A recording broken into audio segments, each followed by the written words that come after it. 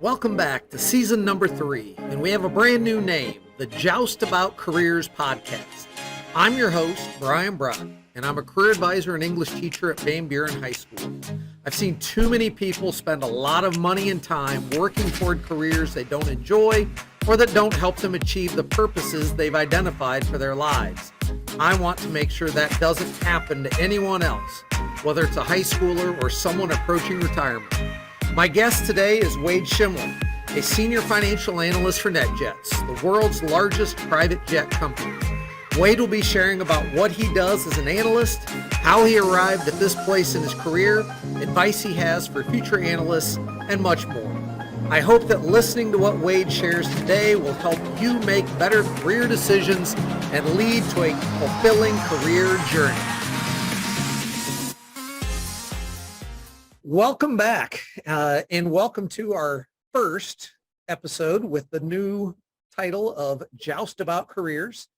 And hopefully this will continue to be a good way for people to learn about different career fields so that they can be better prepared for their lives after high school and beyond. So today we have with us Wade Schimmoeller.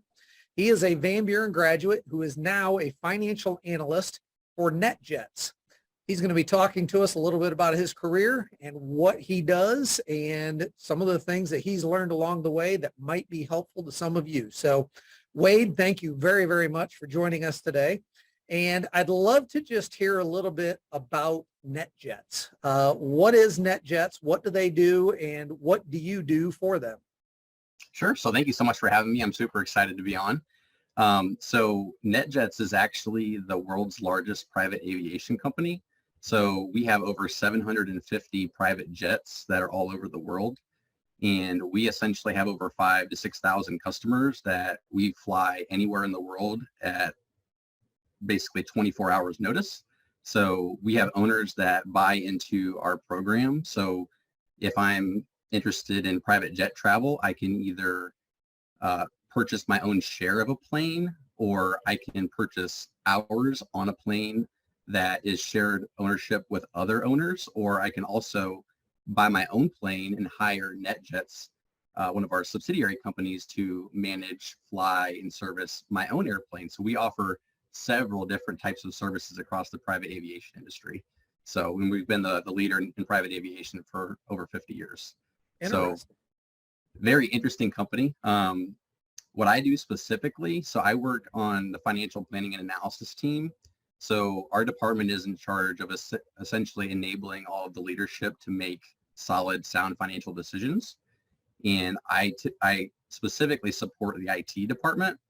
So I'm in charge of processing IT data and information and translating that into financial statements, reports, and financial models that are essentially utilized by NetJets leadership to make solid, sound financial decision making. Interesting. I never would have guessed that this company was over 50 years old. I assumed it was, 10, 15 years old at the most.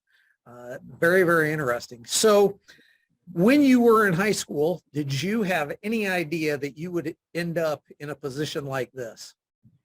Absolutely not.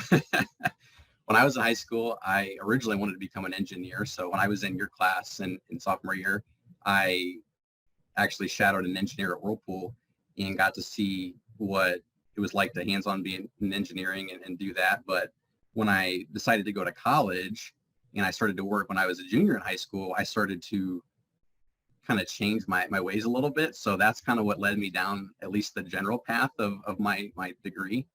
And,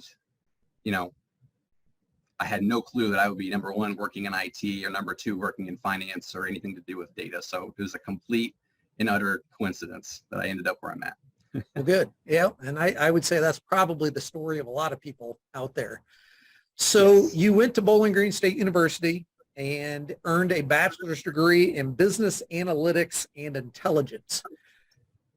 My guess is that, this or that degree allowed you to potentially work at a lot of places. What are some other things people with that degree often do? Sure. So the beautiful part about my degree is that it is fairly broad. So the general part of my program was, of course, a bachelor's in business. So you can go into some general level accounting roles. You can go into general level finance roles. Specifically, a lot of my peers and a lot of the folks I went to school with, they're all primarily in marketing analytics or data analytics or statistics type roles. A couple of folks have actually gone on to be actuaries. Some of them are actual data scientists. So depending upon how further you want to go with your education past the bachelor's degree, you can either, again, go into more of a specialized data science role, or you can really do a lot of different business roles as well. So that's the nice part about what I did, is that it really enabled me to have a plethora of options once I got out of school. So lots of opportunities in data and in business in general. So those are just a few that I can think of. Right. And I don't think data is going away anytime soon. So I think you have quite a bit of job security and can easily find a job in that field. Absolutely. Now, you did not originally start with NetJets. You started out with Willow Tree. You had some internships when you were in college with Speedway and Marathon. Can you talk a little bit about that decision to move from one position to another, and maybe the role those internships had in leading you to where you are in your career? Sure. So in business in general, especially at BGSU and most business programs, really stress the importance of internships. When you get out of school, that really was the distinguishing factor for me to get my first opportunity in Columbus, which was at Willow Tree. So from the very beginning of college, my focus was immediately on gaining as much experience as I could. So that happened to come through an opportunity my freshman year at Speedway. So I literally started my internship by making coffee at Speedway stores at 5 a.m. So learning how a business operates at the very bottom, literally as simple as making a pot of coffee or stocking a cooler, was how I got started, and how we, run our business and treat customers, all the way to my internship at Marathon, where I'm helping the overall brand of Marathon make decisions using data. So really starting from the bottom up with those internships really gave me the fundamental knowledge of how a business runs from both the field and in the corporate office. So that was a really good opportunity for me to learn the impact that you can have as someone who works in, they call it a support center type role or a corporate type role, because you're impacting decisions that are being, ultimately implemented out in the field. So right. That is what really got my career started, was just understanding that translation from, of course, strategy and implementation to the folks that actually do the work. And really, that's what led me to my first role in Columbus. So I cold applied to, 200 and 300 jobs, just like everybody coming out of school. And I really tried to leverage all that internship experience. And that's what led me to meet some people at Willow Tree. And they really valued some of that experience that I had in college. And ultimately what led me to transition away from Willow Tree was the company actually got purchased. So the company that I got hired into was a really small technology firm in Columbus, and they got purchased by Willow Tree. So my job was essentially eliminated completely, only 7 months out of college. So here I am, I'm still, pretty green to IT and the technology community in Columbus in general, and I got let go. So I had roughly 2 and 3 months to find another job. Well, thankfully, the gentleman I was working for at the time had been working in the technology community in Columbus for 20, 25 years. And when they say it's about who you know, that's 110% true, because I leveraged the people around me at that company to help me get a role at NetJets. So, you mentioned, again, the fact that you never know where you're going to end up. You never know who you're going to meet at that first job that's going to get you to the next job. And I've been at NetJets for over 2.5 years, and I'm really thankful that I made it here, because I got hired in 2 weeks before COVID. So it was quite the transition for me because I worked in the office at NetJets for no more than a week and a half before I went home for a year and a half. So, but no, that's how I landed in NetJets and kind of got from, no joke, making coffee at Speedway to ultimately working for a really good company. So I'm very, very blessed. So I guess we can say you have started from the grounds up. Literally. So I also saw on your LinkedIn profile that you worked for, it looks like a summer, with the YMCA of the Rockies in Granby, Colorado. What took you there, and why did you do something like that? It sounds like it maybe wasn't necessarily in your field of study specifically, but how has that experience impacted you, even though it maybe didn't specifically relate to your college major? Sure. So with my college experience, I went in not necessarily wanting to enjoy myself, but I was so focused on getting the experience I needed, meeting the right people, getting the grades that I needed to, that I quite frankly got burnt out and I got very sick my junior year of school. So I needed a way to completely unplug from school, from internships, from worrying about any of that, and completely reset and kind of refigure out who I was, because I was so consumed by all the activities and things that I was doing. So that ended up really changing my life for several reasons. I actually met my wife at that camp in Colorado. So that was one thing. And second of all, I really learned and got back to the roots of why I did what I did in school, which because I love helping people. And I learned how to relate to so many different types of people in that experience, because we lived with folks from overseas. I got to connect with several different people who I'm still in contact with today. So even though it wasn't specific to data analytics or business, again, some of the fundamental things that are not necessarily taught in school, I got to learn being out there for a little over 3.5 months. So it was a great way for me to reset from the stresses of college and trying to, become a professional and just kind of reset my mindset. Those experiences, it's amazing how they can impact a person. And like you said, you met a lot of people, and who's to say that 20 years down the road, maybe one of those people you met there might impact your career path. And so, anytime those opportunities come along, I always encourage students, hey, go do it.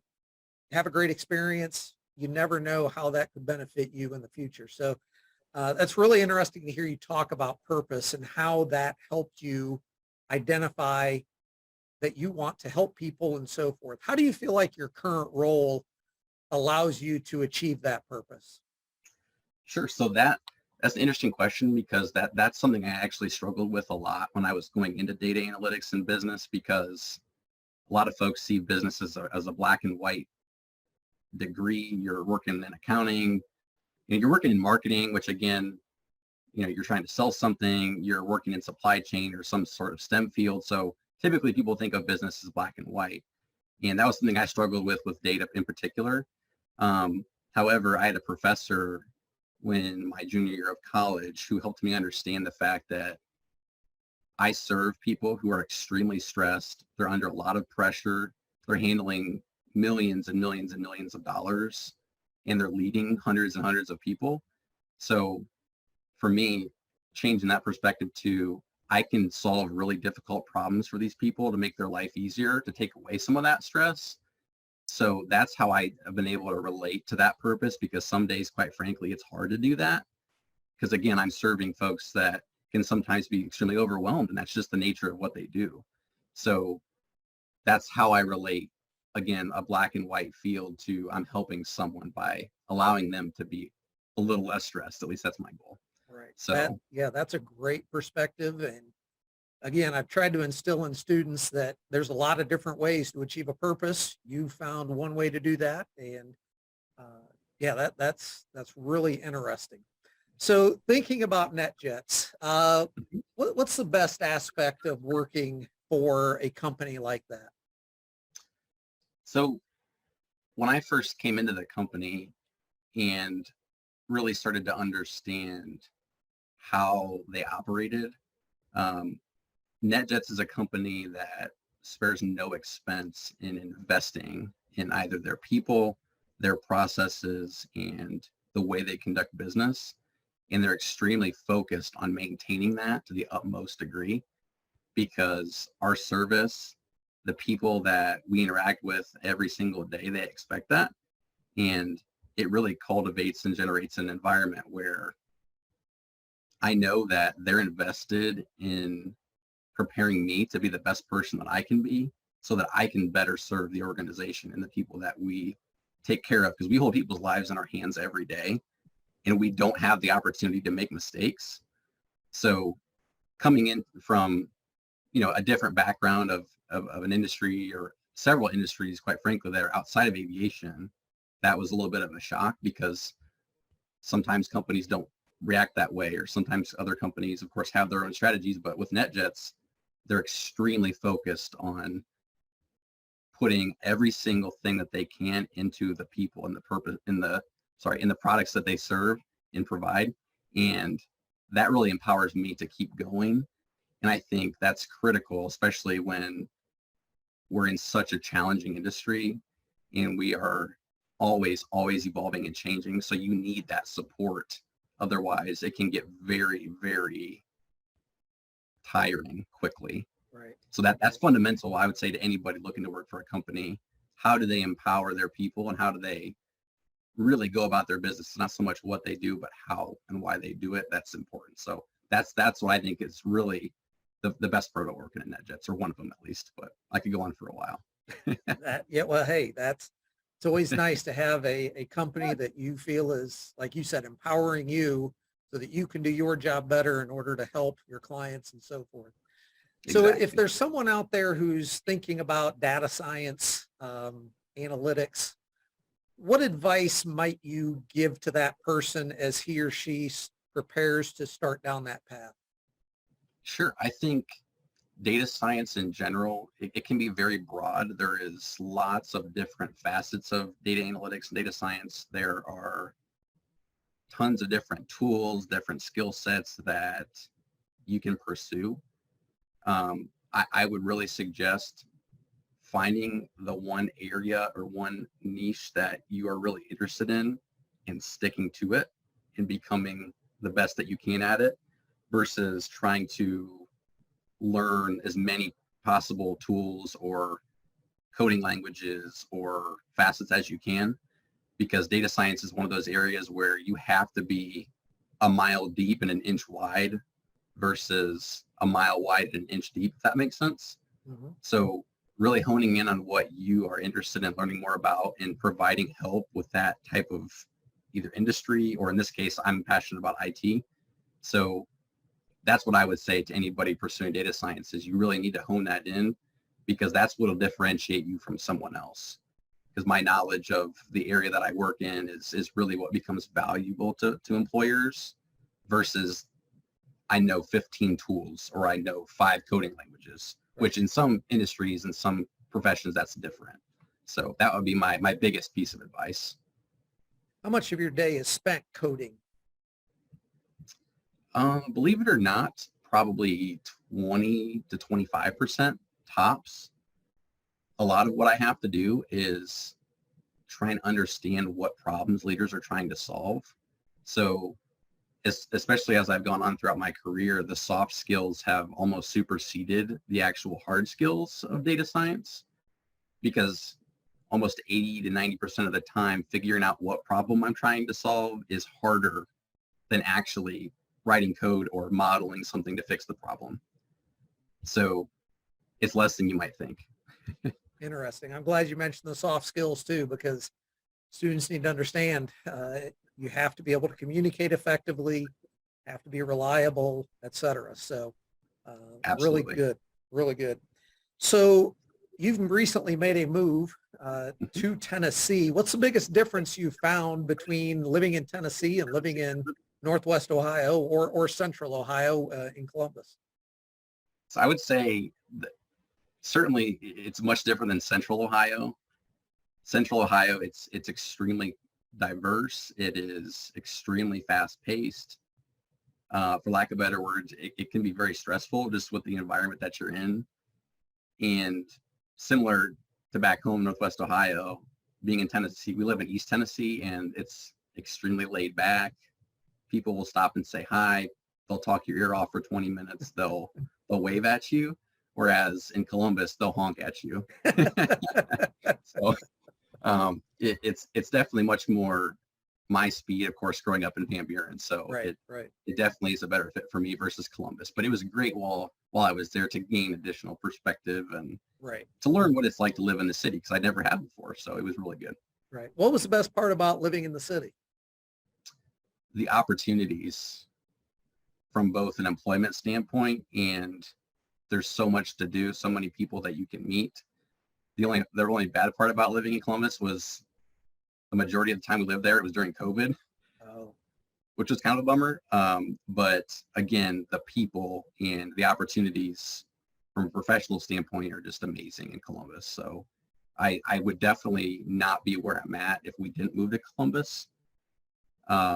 Because again, where else can you work for NetJets other than a bigger city or, someplace that's not a small town like where we live now in Tennessee. So very thankful for my time there. Good. But definitely different. Oh, I'm sure. I am sure. So as we wrap up here, what's something that you know now about, careers, life after high school, so forth, that you wish you had known when you were in high school? I think there's really two main pieces of advice that I wish I could go back and give myself. Number one, you really have to focus on the opportunity that's in front of you today. It's really good to set goals. It's good to know what your major is going to be. It's good to know what you want to do with your career.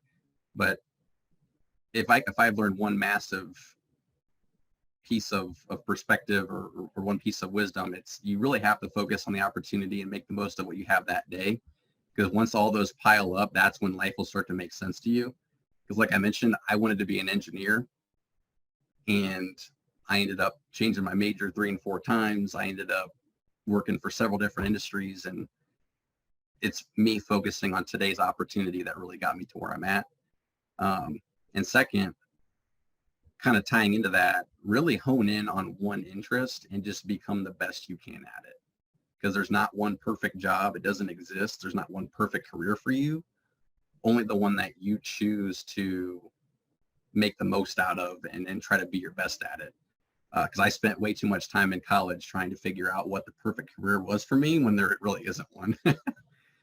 So those two things are really good. And just be good to yourself and know that it's okay to not know, and just take it one day at a time. So I know everybody says that. All my support system said that, but I didn't believe them until I got to this point. So definitely it's true.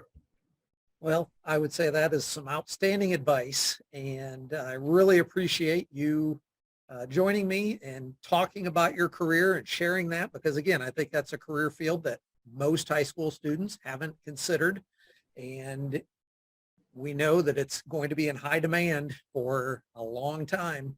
So if we can expose more people to that, I think we will have done our job. So Wade, thank you very much. Good luck as you continue in your career, and I appreciate your help today. No, thanks so much for having me. I appreciate you. Thank you for watching this episode of the Joust About Careers podcast. I hope you learned valuable information from this career story, and to be sure you don't miss upcoming episodes, please click subscribe on YouTube or your favorite podcast platform so you'll know when the next episode is released. Thank you for watching, and as always, this is the place to go to learn just about careers.